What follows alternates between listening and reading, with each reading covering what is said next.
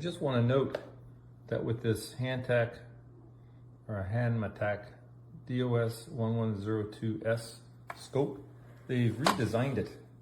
So the power supply is now a DC jack over here on the side, where it used to be an AC power input cord. And I don't know, it's a 5-volt brick power supply. It's only rated for, it looks like it's only rated for 2 amps. It's rated for 2 amps, so I'm hoping it's not underpowered.